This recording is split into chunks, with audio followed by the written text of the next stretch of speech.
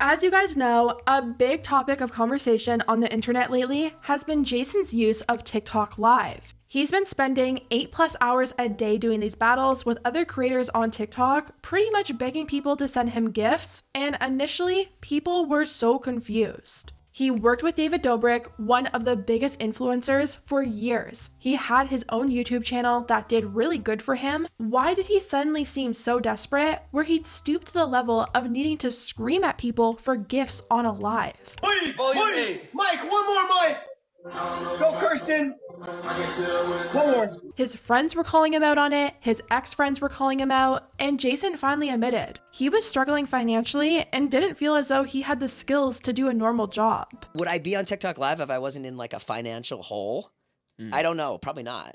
YouTube wasn't really working, and I needed to find something. You know, did you ever think about going back to like any other job, or was like I can't do anything else, or just like I love an electrician? Obviously, you do lives with him. What would you suggest I do? No, it's just that. Let No, me get a job I'm at genuinely- Lululemon. Why don't I get a real job? I don't have any skills.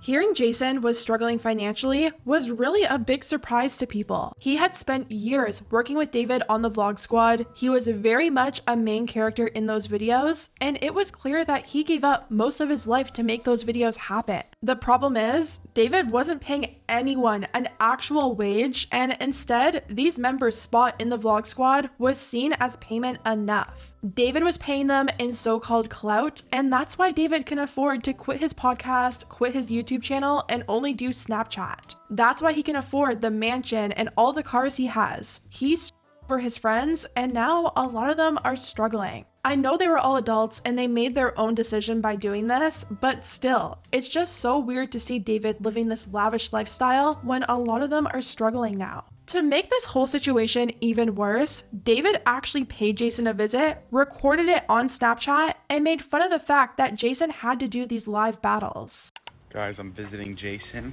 I like to visit him at least once a week just to make sure that he's alive. I know that he's doing a TikTok Live every day now, but I'm still not convinced that it's him. It could be AI at this point. Jason! Streaming. I was, and then it wasn't going well, so I got off. Dude, you're kind of becoming a legend on TikTok now. I know. Not in a good way. Yeah, but I think it's fun. Not in a good way. I've seen TikToks with like take a shot every time Jason Nash is on live. You haven't come over in like a little bit, and I called Joe and I was like, "Is Jason doing okay?" And Joe's like, "I haven't seen him on live in a while." And I go, "How long has it been?" He's like, "Hours." And that's when we start to worry when you haven't been on live. Why are you dressing so nice? Well, you do better on TikTok Live when you look nice. Is that true? Yeah. But then again, I didn't make any money today, so. Bye guys, thanks for having us over in your little hobbit home. Like, how disgusting. David is the reason Jason is having to do what he's doing now, and he's going over to his house and like rubbing it in and laughing in his face. I know Jason is an adult and he made the choice to be there when he wasn't getting paid. But can you imagine how better of a position Jason and the whole rest of the Vlog Squad would be in right now if they actually got compensated for their part in making David's vlog such a hit? David was hardly even ever on the camera. The whole premise of these vlogs were centered around his friends' lives, and they got nothing. Anyway, Jason's been getting more attention than ever before over these lives. A lot of media outlets have been picking up on the story, podcasts are talking about it, creators are calling him out, so there's been a lot more eyes on Jason and a lot more negativity. Can someone make Jason Nash a f***ing DoorDash account? If I open my TikTok one more time to seeing him begging for roses on my Live For You page, I'm calling CPS. Unfortunately, it looks like someone took things way too far and had Jason swatted the other night while he was on live. What's wrong? I'm great. I'm live streaming. They swatted me. They swatted. Okay, we'll figure that out. My son okay? Yeah, so far, so far. Come on, Is everything okay? Anybody else inside? No. We see this happen a lot with huge streamers, so seeing it happen to Jason was pretty shocking. It's one thing to not be a fan of Jason, but to actually call in a fake report, waste resources, and probably terrify him and his family is really disgusting, and not to mention extremely dangerous. At the moment, all the recorded live streams start once Jason was already being swatted, and a lot of people don't know what the lead up was, but I was actually in his live watching him do one of these battles, trying to understand how it works, and I saw everything. Pretty much what happened was Jason had just finished doing a battle, he was outside on his balcony, and he was taking a break and just talking to people in his live. He was showing people the view and he was talking about the general area that he was overlooking, and everything seemed to be pretty normal. He eventually accepted a battle request, and the whole time this battle is happening, you can hear sirens in the distance that feel like they're going on forever. I was literally about to close out of his live because it was going on for a good 5 minutes, and instead of getting further away and quieter, they were getting so loud that it sounded like they were on Jason's street. But Jason was continuing on with this battle, and he kept looking around and said that he thought he could hear someone screaming his name. But he kept on battling until the police broke in, and that's where I started recording. They said nobody's in there no more. So okay, well, put it out. Anybody in there? Los Angeles Police Department. Anybody? Come on out. There's nobody in there, right? Anybody else in the house? No, sir. Okay, just listen to the officers. Listen to the officers. I'm still back up.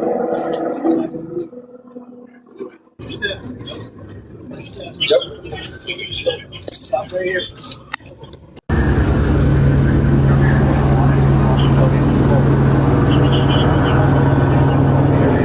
Like, I can't even imagine how scary that would be. You could hear him ask the police if his kids were okay, and I'm sure a million different scenarios were probably running through his mind. I think he pretty quickly realized that he'd been swatted by someone who was most likely watching his live, but police still had to do their thing and clear his house, and he left his live going during this whole thing. Eventually, what seemed to be his wife Naveen picked up the camera and moved it, but she still left it running. Go. What do you got? Can you end it? Tripod, that's fine. Just leave it there, let him pick it up. Are they gonna check that over there? What's this? It's his little thingy. Can they hear us? Sure can. What's up? What's up? Oh, we're live streaming? Yeah, they're live streaming, totally. Thank you for joining my TED Talk. Here's here's a nice little window. Eventually someone walked in, and it kind of sounded like someone told her to turn the live off, and that's where it ended.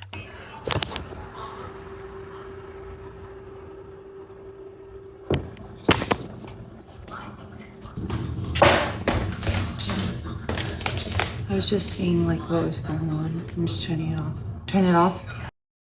I just can't believe there are people out there who still do this kind of thing, especially knowing the penalty for doing this and getting caught is jail time. Like, you could hear there were so many cops there, there was a helicopter flying over. Not only is it a waste of resources, but Jason could have got hurt. You never know what could happen in these situations, and everyone is just hoping that Jason is okay. Writing, anyone who swats anyone's house is pure evil. You never know what the cops are going to do. Glad they're all safe. This is so messed up. For anyone to think it's remotely okay to make false claims against someone is just wild. I thought Jason would maybe take a bit of time off from doing his lives, but the next day he ended up returning and talking about what happened. He said it was terrifying and it made him consider quitting live streaming.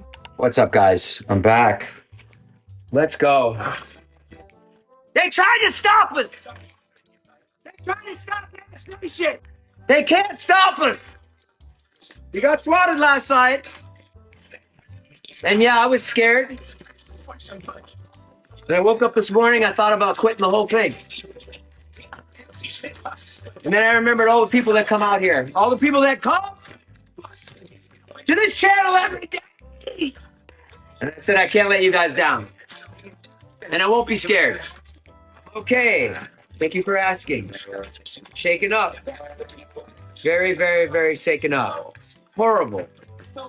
Horrible, horrible, horrible, horrible, horrible. Just an awful experience. Scary. guns on me. Got swatted. That's what happened. It's just like an awful experience. I've like heard about it before, and it's just like, you know, it could have gone so wrong. You know, someone could have been shot. It's 30 cops. My son thought it was a David Dobrik prank, which is a logical thing to think, quite honestly. So my son was like really chill through the whole thing. Nadine was freaking out. He's like, yo, don't worry about it. It's all gonna be good. It's like, it's just a prank. And then I came up and I'm like, it's not a prank. There's 40 officers here with tactical gear and a helicopter in the sky. Jason also revealed that he was talking to the cops the next day, and it sounds like they know who might have placed the call, or at least they know where it came from. The person who did it, they have traced the call, and I spoke with detectives this morning, so not a cool prank, guys. Not cool. not cool at all.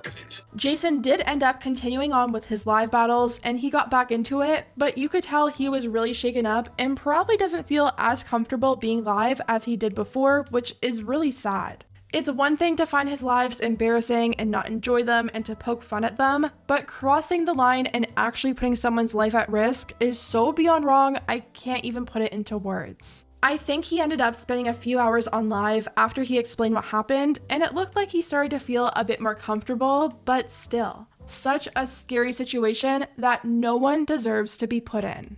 Anyway, guys, let me know what you think about everything down below, and I'll see you next time.